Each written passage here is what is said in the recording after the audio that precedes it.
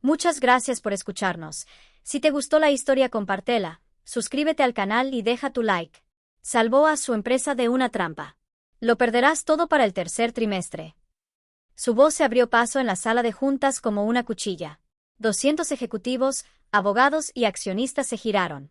Una mujer con un sencillo vestido gris estaba de pie cerca de la salida. Cabello recogido, sin maquillaje, solo una identificación descolorida prendida en su bolsillo. ¿Entrada de datos? ¿Quién demonios es ella?, susurró alguien. La mandíbula del CEO Richard Maxwell se apretó. Seguridad. Ella no se inmutó. Esa cláusula del proveedor transfiere la responsabilidad. Si la firman, la empresa asume toda la culpa. La sala quedó en completo silencio, y fue entonces cuando el rostro de Richard perdió todo color porque finalmente recordó de quién era hija ella. ¿Una don nadie desafiando al CEO más poderoso de Chicago? Algunos podrían llamarlo suicidio, otros, locura. ¿Qué llevaría a alguien a arriesgarlo todo en una sala llena de personas que podrían destruirla con una sola llamada telefónica? Si estuvieras en su lugar, viendo un contrato ilegal a punto de destruir 50 pequeñas empresas, ¿hablarías o te quedarías en silencio? Comparte tus pensamientos a continuación, porque esta historia podría cambiar para siempre cómo ves el coraje. Grace Porter vivía en un apartamento de una habitación en el lado sur de Chicago, donde la pintura se caía de las paredes que habían visto décadas mejores y el radiador traqueteaba durante las noches de invierno como un fantasma que exigía atención.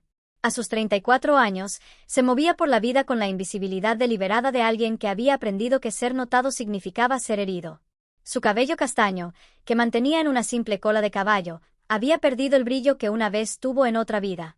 Cada mañana, caminaba 40 minutos hasta Maxwell Industries porque el pasaje del autobús significaba elegir entre el almuerzo y la cena. Su escritorio estaba en la esquina del piso 32, rodeado de jóvenes empleados que la llamaban chica fantasma cuando pensaban que no podía oírla. Almorzaba sola en un banco del vestíbulo, leyendo novelas de bolsillo con lomos rotos de la venta de libros de la biblioteca. Su guardarropa consistía en 3 vestidos de Goodwill, 2 pares de zapatos sensatos y un abrigo de invierno con una cremallera rota que arreglaba con un imperdible. En el cajón de su escritorio, escondido debajo de pilas de formularios de entrada de datos, yacía una pequeña cartera de cuero. Dentro, 2 fotografías vivían apretadas como secretos. La primera mostraba a una Grace más joven, radiante con un traje azul marino, de pie ante la Corte Suprema de Massachusetts. La segunda, más gastada por el uso, capturaba a una joven con ojos risueños y la misma barbilla decidida de Grace, Jennifer, su hermana, la única persona que realmente había creído en ella. Grace tocaba estas fotos todas las mañanas al llegar al trabajo, un ritual tan necesario como respirar. Sus compañeros de trabajo asumían que no tenía vida más allá de su teclado y hojas de cálculo. Nunca notaron cómo sus dedos se movían por documentos legales con la precisión de un cirujano, detectando errores que abogados millonarios pasaban por alto. Nunca la vieron en la biblioteca de derecho los fines de semana, leyendo expedientes de casos para empresas que nunca representaría. Grace Porter era invisible, y así era exactamente como necesitaba ser. Hasta hoy, hasta el momento en que vio el contrato de Richard Maxwell y reconoció el mismo lenguaje depredador que había destruido su vida hace 5 años. Hace 5 años, Grace Hamilton dominaba las salas de audiencias con la autoridad natural de alguien nacida para defender a los indefensos. Como socia principal en Hamilton and Associates en Boston, había construido su reputación sobre un principio simple: la ley debe proteger a los pequeños de los grandes, a los débiles de los poderosos. Su firma se especializaba en casos de David contra Goliat, y Grace era su campeona. Se había graduado de la Facultad de Derecho de Harvard a los 25, se hizo socia a los 30 y, a los 32, era conocida como la cirujana de contratos por su capacidad para diseccionar acuerdos corporativos y encontrar el cáncer oculto dentro. Su éxito había atraído a Daniel Porter, un carismático director financiero que la cortejaba con flores, poesía y promesas de sociedad en todas las cosas. Se casaron en una pequeña ceremonia junto al océano. El caso de Synergy Corporation debería haber sido su mayor triunfo. 50 pequeños proveedores habían acudido a ella, desesperados, con contratos que lentamente estrangularían sus negocios mientras enriquecían a los ejecutivos de Synergy. Grace trabajó jornadas de 18 horas, construyendo un caso que expondría no solo la manipulación de contratos, sino una red de corrupción que llegaba al gobierno de la ciudad. Descubrió sobornos, coimas y documentos falsificados. Y descubrió la firma de su esposo en cada uno de ellos. Daniel no era solo el director financiero de Synergy, era el arquitecto de todo el esquema. Cuando lo confrontó en su casa de Beacon Hill, él se rió. ¿Crees que tu pequeña cruzada importa? Soy dueño de jueces, soy dueño de policías, soy dueño de ti. Ella solicitó el divorcio y siguió adelante con el caso. Pero Daniel se había preparado para este momento. Sus cuentas bancarias fueron congeladas de la noche a la mañana. Su licencia de abogada fue suspendida basándose en pruebas fabricadas de soborno. Antiguos clientes se presentaron con historias ensayadas de ella exigiendo pagos por resultados favorables.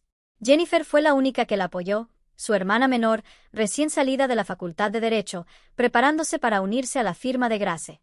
Lucharemos esto juntas, había prometido Jennifer, abrazando a Grace mientras ella sollozaba en las ruinas de su oficina. Tengo pruebas, grabaciones. Daniel no sabe que estaba documentando todo. Planearon reunirse con el FBI un martes por la mañana. Jennifer nunca llegó. La policía lo llamó un accidente trágico. Falla de frenos en un día despejado, en una carretera que Jennifer había recorrido 1000 veces. Grace sabía la verdad. Le había enseñado a Jennifer a revisar siempre su coche, a ser cuidadosa, a no confiar en nadie en este caso. En el funeral, Daniel estaba en la parte de atrás. Sus ojos se encontraron con los de Grace con un mensaje más claro que las palabras. Tú eres la próxima. Esa noche, Grace Hamilton desapareció. Vació el poco dinero que le quedaba en una cuenta oculta, compró un boleto de autobús a Chicago y se convirtió en Grace Porter. Dejó atrás su nombre, su carrera y la tumba de su hermana, llevando solo 2 fotografías y la promesa de nunca más permitir que los poderosos destruyeran a los inocentes.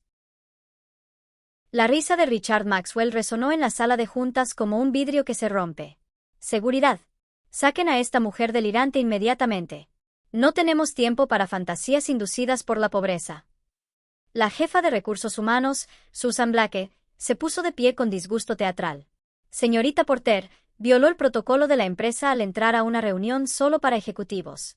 Queda despedida con efecto inmediato. El director financiero, Thomas Wright, escribió: publicaré esto en la red de la empresa. Todos deberían ver lo que sucede cuando alguien olvida su lugar. En segundos, los teléfonos de la sala se encendieron con notificaciones. Grace pudo escuchar los susurros que se extendían como un reguero de pólvora. La empleada de entrada de datos se cree abogada. Probablemente vio demasiados dramas legales. Miren ese vestido, del estante de ofertas de Walmart. El vicepresidente de operaciones, Michael Chen, se puso de pie y la señaló con su bolígrafo dorado.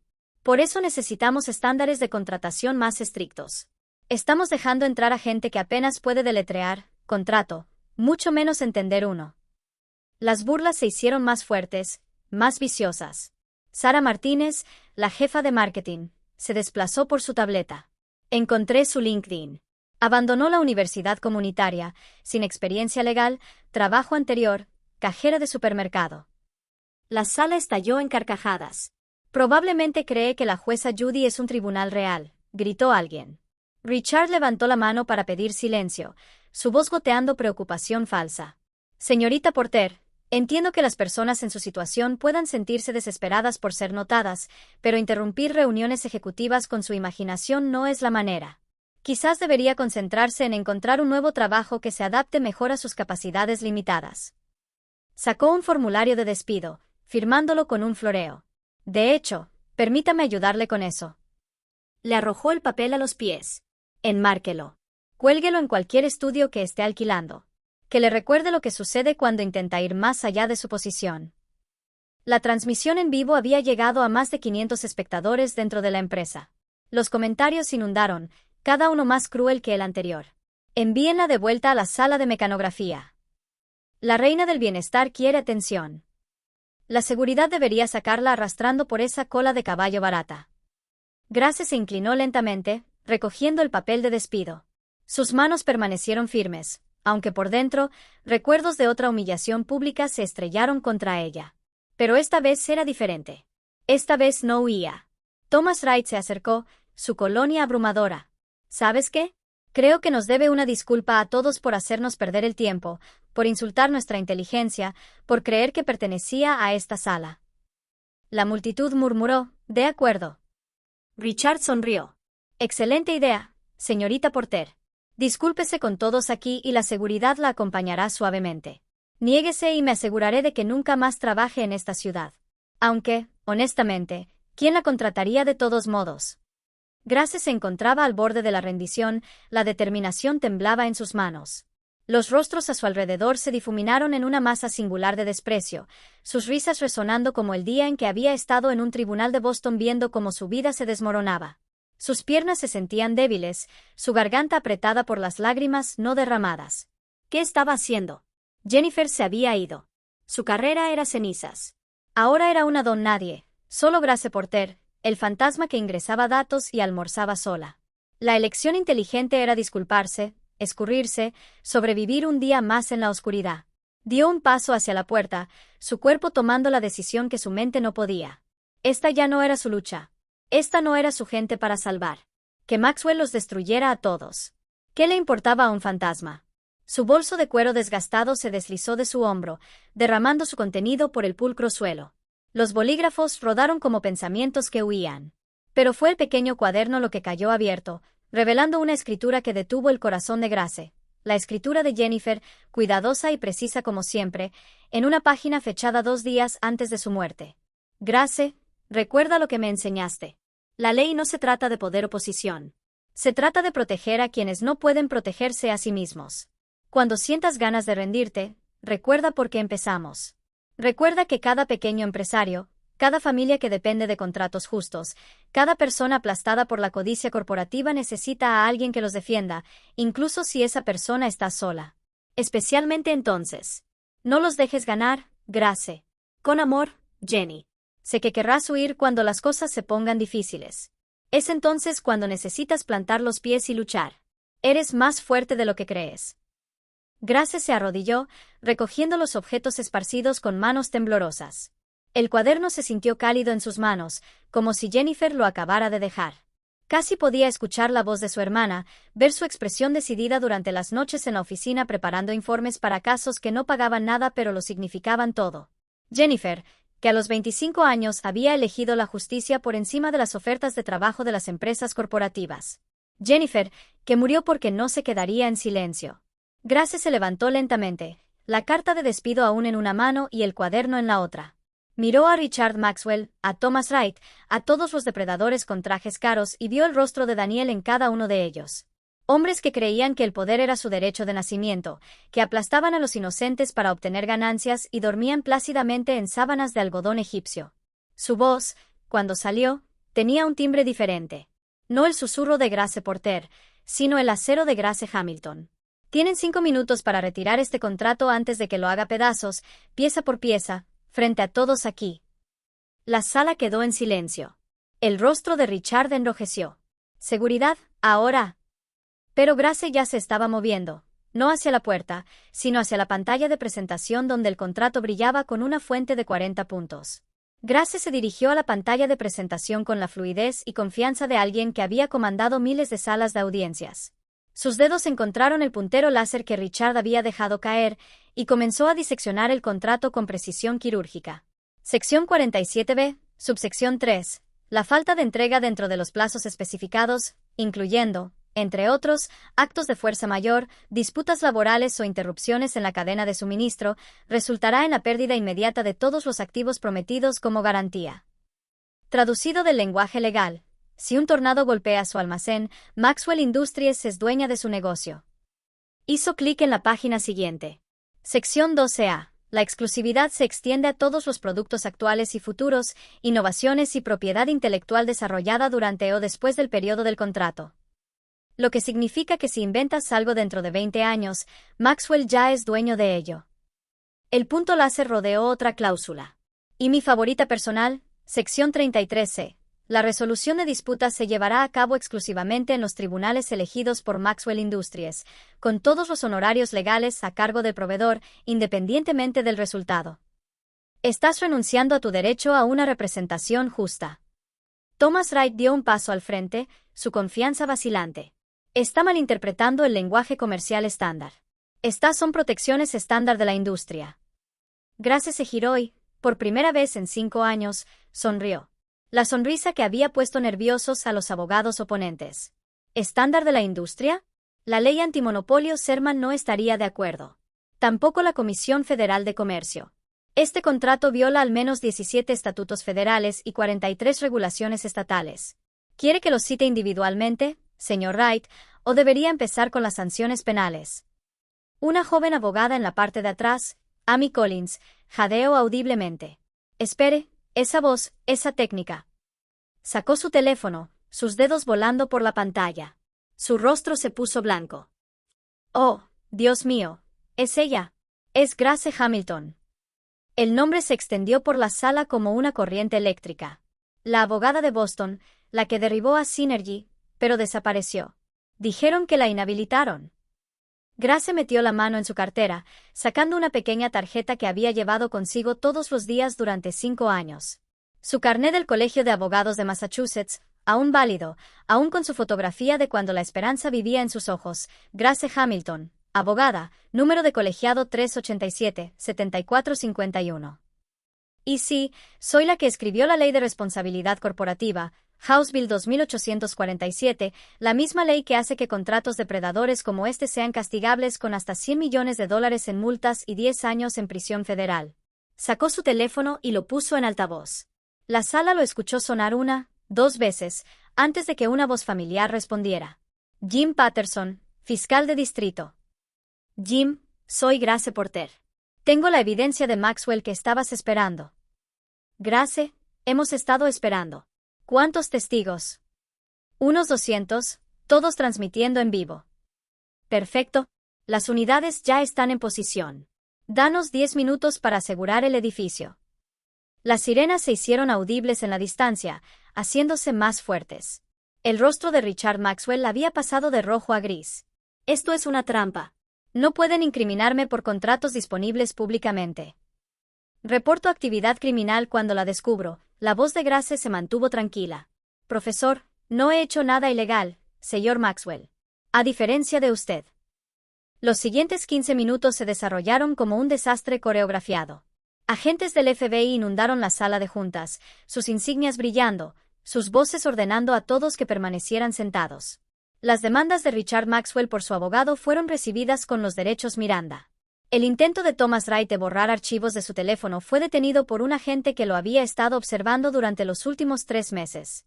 Grace les había dado todo. Correos electrónicos que discutían la intención depredadora del contrato, grabaciones de ejecutivos riéndose de cómo destruían negocios familiares, documentos financieros que mostraban sobornos a funcionarios de la ciudad que harían cumplir los términos ilegales.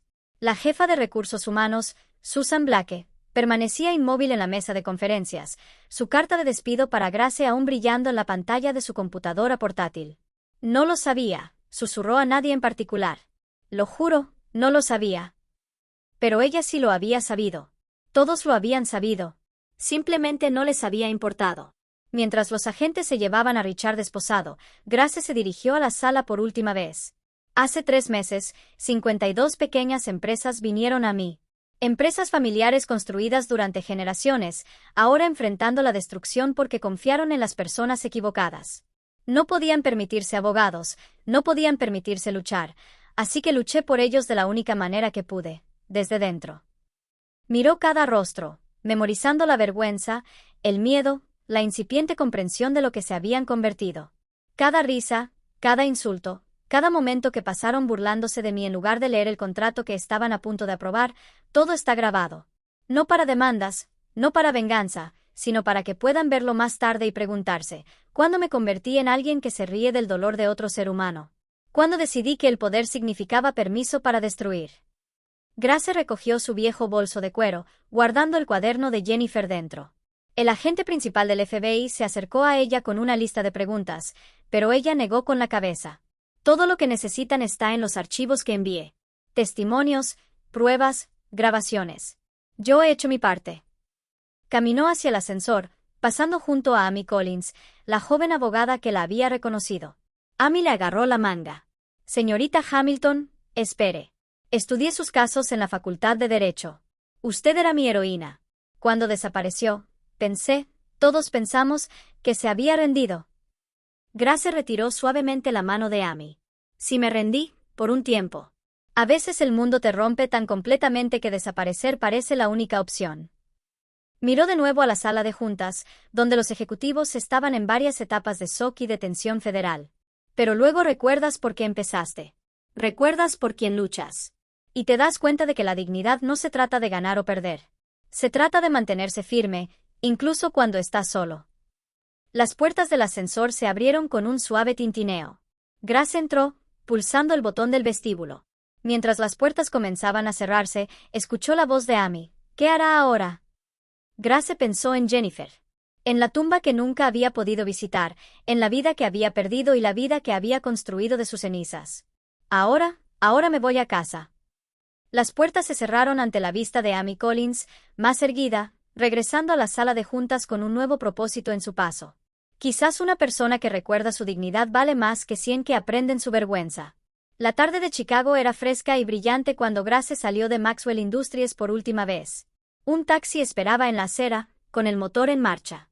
El conductor, un hombre mayor de ojos amables, sonrió al acercarse. Señorita Hamilton, soy Tony Heredy, de Heredy Electronics. Acaba de salvar el negocio de mi familia. Le abrió la puerta. ¿A dónde?, preguntó Tony. Grace miró la torre de cristal y acero, luego la foto de Jennifer que guardaba en su cartera. La sonrisa de su hermana parecía más amplia, más en paz. A casa, dijo, acomodándose en el gastado asiento de vinilo. ¿Suicide?, preguntó Tony, mirando su espejo. Grace negó con la cabeza. No, me refiero a casa de verdad. Es hora de que visite a mi hermana. Decirle que tenía razón en todo, especialmente no huir. Mientras el taxi se alejaba de la acera, ella no miró atrás hacia Maxwell Industries. Ya no había nada allí para ella, solo el eco de la victoria en una guerra vacía. El ciclo de noticias se deleitaría con la historia durante semanas. Los canales financieros analizarían el contrato. Los blogs legales analizarían su estrategia. Pero Grace Porter, Grace Hamilton, no vería nada de eso. Tenía una promesa que cumplir en una lápida en Boston. Y después de eso, 52 pequeños empresarios a quienes ayudar a reconstruir lo que Maxwell Industries había intentado destruir. No como su abogada, esa parte de su vida había terminado con Jennifer, sino como alguien que entendía que a veces el mayor poder no está en ganar, sino en la voluntad de resistir. A través de la ventanilla del taxi, el horizonte de Chicago se difuminó como un sueño que se desvanece. Tony condujo en respetuoso silencio, ocasionalmente mirándola por el espejo retrovisor con algo parecido a la admiración. Mi hija quiere ser abogada, dijo finalmente. Ha sido aceptada en DePaul. No estaba seguro de que pudiéramos pagarlo después de este lío del contrato. Grace lo miró a los ojos en el espejo. Dile que la ley no se trata de dinero o prestigio. Se trata de momentos. Momentos en los que eliges entre un silencio cómodo y una verdad incómoda. Dile que elija la verdad. Siempre la verdad, incluso cuando cueste todo. El sol se puso sobre el lago Michigan mientras conducían, pintando el cielo en tonos ámbar y dorado. Grace pensó en la dignidad, en el precio del silencio, en el costo de hablar. Pensó en Daniel, probablemente viendo las noticias desde la oficina en la que se había arrastrado después de destruir su vida. No sintió satisfacción al imaginar su miedo, ni alegría ante la posibilidad de su caída. La venganza era un lujo que no podía permitirse. Requería preocuparse por las personas que te habían herido, y Grace había gastado esa moneda en sobrevivir. Lo que quedaba era más simple, el conocimiento de que hoy 52 familias dormirían sin el miedo a perderlo todo. Hoy, la creencia de Jennifer en la justicia había ganado una pequeña victoria contra un mundo que parecía decidido a aplastar a los inocentes. Algunas batallas se ganan no con poder, sino con dignidad, no con riqueza, sino con sabiduría, no con venganza, sino con el simple acto de negarse a convertirse en lo que intentó destruirte. Grace Porter había entrado en Maxwell Industries como un fantasma, invisible y desestimada. Grace Hamilton se fue como ella misma, rota pero no amargada, herida pero no derrotada, sola pero no indefensa. Al final, quizás ese fue el último regalo de Jennifer, el recordatorio de que el coraje no es la ausencia de miedo, dolor o pérdida. Es seguir de pie cuando el mundo te da todas las razones para caer. Es decir la verdad cuando las mentiras serían más seguras. Es elegir la dignidad cuando la humillación sería más fácil. Mientras Chicago se desvanecía detrás de ella y Boston la llamaba a casa, una pregunta persistía en el aire de la tarde.